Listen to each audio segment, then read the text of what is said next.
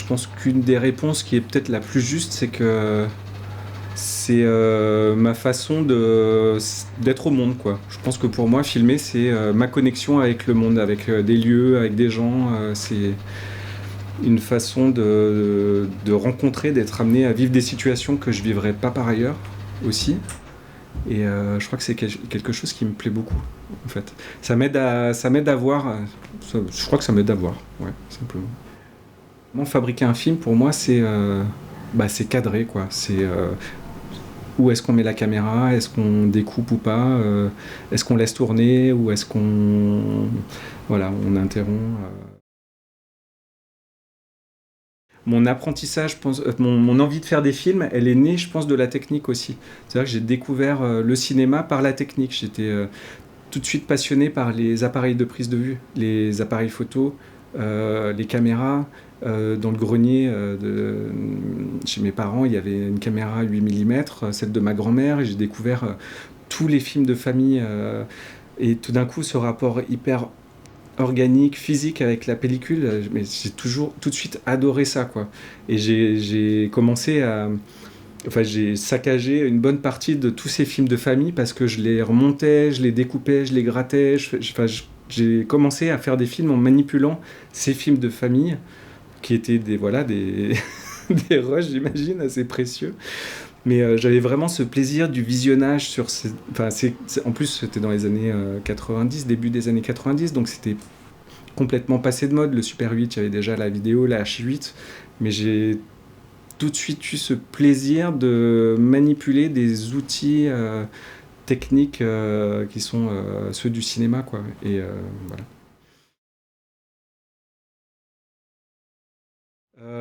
Oui, je me souviens très bien de ce premier jour. C'est la première fois qu'on tournait une séquence de groupe avec les jeunes qui se connaissaient un petit peu, mais ils n'avaient encore pas tourné ensemble. C'était leur toute première expérience de tournage à chacun, individuellement et ensemble. Et on a tourné à Genève, et c'est marrant parce qu'à la fin du tournage, quand je leur ai demandé quel moment du tournage ils avaient préféré, ils m'ont parlé de cette séquence-là, de cette journée-là, quoi, de cette première journée. C'est la séquence dans laquelle ils courent dans Genève.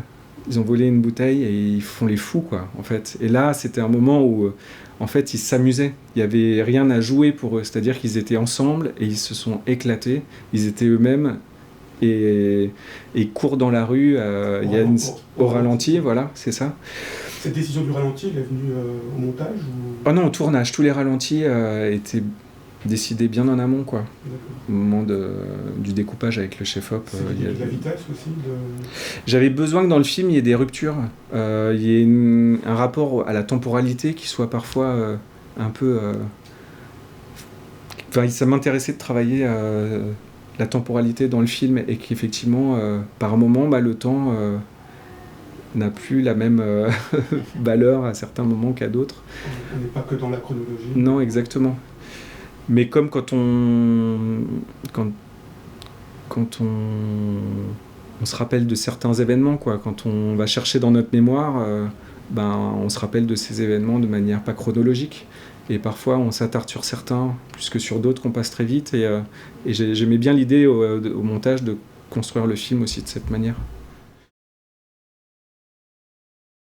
Ouais, c'est pour moi commencer le film de cette manière, c'est aussi de faire comprendre au spectateur qu'il doit à un moment donné aussi lâcher prise et se laisser porter par ce qui arrive sans chercher à tout forcément comprendre tout de suite.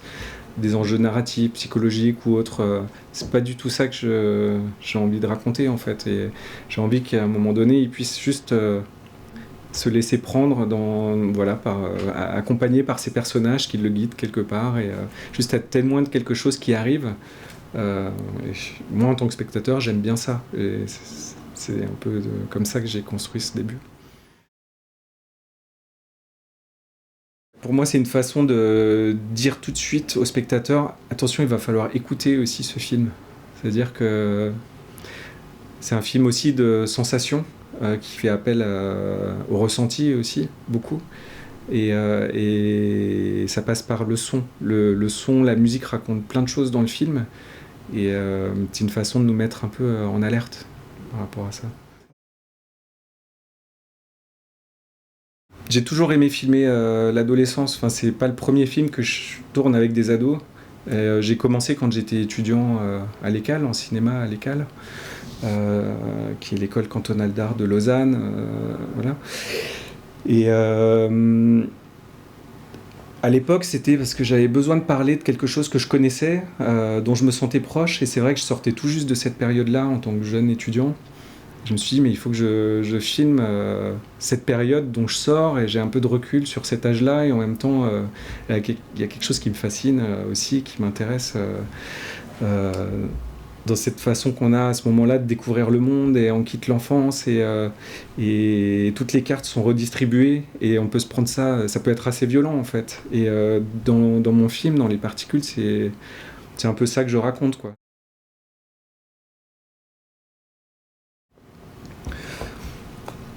C'est plutôt l'inverse. Je dirais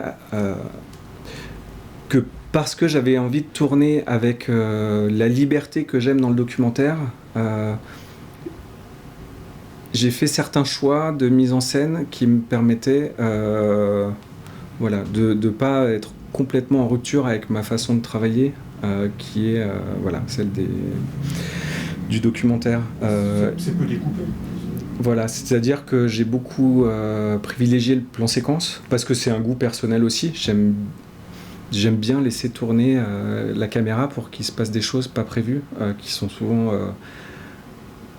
beaucoup plus intéressantes que ce qu'on a pu imaginer quand on a écrit un scénario tout seul dans son coin.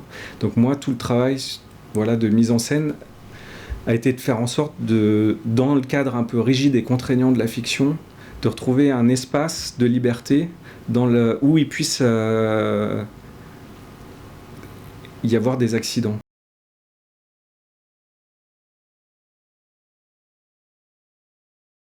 Ouais. Ouais, c'est un film que j'ai beaucoup aimé, c'est vrai. Et c'est marrant, de ceux de Gus Van Sant de cette période, c'est celui presque que je retiens le plus, je pense, parce qu'il travaille vraiment l'intériorité du personnage. Et j'aime vachement la façon dont il déconstruit la narration, et comme la façon dont il travaille le son aussi, pour raconter ce que ressent, ce que vit le personnage, mais vraiment de manière très intime et intérieure, quoi. C'est vrai que c'est un film qui est souvent considéré comme mineur par les fans de Gus Van Sant, mais moi que j'aime beaucoup, vraiment. Aussi sa façon de représenter le monde des adultes, toujours présent, mais un peu hors champ. Enfin voilà, on est à sa hauteur, et ça, je trouve ça... On voit pas les visages des adultes. Voilà. On voit la mère un peu dans le fond, elle est floue, il y a l'oncle qui est présent, mais en même temps... c'est pas ce monde-là qui intéresse Gus Van Sant, c'est vraiment... il est dans le point de vue de son personnage, quoi. Ce plan-là, je l'avais en tête quand j'ai écrit la séquence dans le scénario. C'est-à-dire que j'ai tout de suite imaginé ce moment tourné comme ça. C'est-à-dire avoir un paysage qui se retrouve tout d'un coup investi par des gens qui font une recherche et passer d'une vue subjective au regard objectif sur PA, quoi. Ça a été un plan finalement très simple à tourner parce qu'il était très précis. Je crois que je savais exactement ce que je voulais. Et il a demandé techniquement pas mal de moyens parce qu'il fallait des gens parmi les figurants pour leur donner des top départs. Il y avait l'assistant réalisateur qui était à côté de moi pendant la prise de vue et qui donnait des tops à chaque groupe de figurants qui rentraient dans le cadre au bon moment en fonction de la position de la caméra. Et il y avait mon angoisse à moi, c'était le jeu de Thomas, du comédien, qui concluait ce plan de presque 1 minute, quoi. Et voilà, il fallait qu'il soit qu'il soit bien après 7 minutes de panoramique avec j'ai 50 figurants, ouais, à peu près. Donc il y avait beaucoup de choses, beaucoup de paramètres là à prendre en compte. Et non, ça s'est très bien passé et j'étais le premier surpris, hein, parce que j'appréhendais beaucoup qu'on passe la journée à faire ce plan et ça nous a pris 2 heures, quoi. C'était une Harry, ouais, une Harry Mini, une Mini Alexa. Et une Opticscope Panavision très ancienne, très compacte, qui avait une ouverture qui permettait de tourner en très basse lumière. Elle ouvrait à 2.8, donc on pouvait ouvrir à 2.8 et tourné dans des conditions de lumière très faibles. Et donc on a tourné ces essais pour tester un peu concrètement ce dispositif-là et voir aussi quelle image on allait pouvoir obtenir. Le budget total du film, c'est 2 millions. 2 millions D'euros. 2 millions d'euros. Trop. Exactement.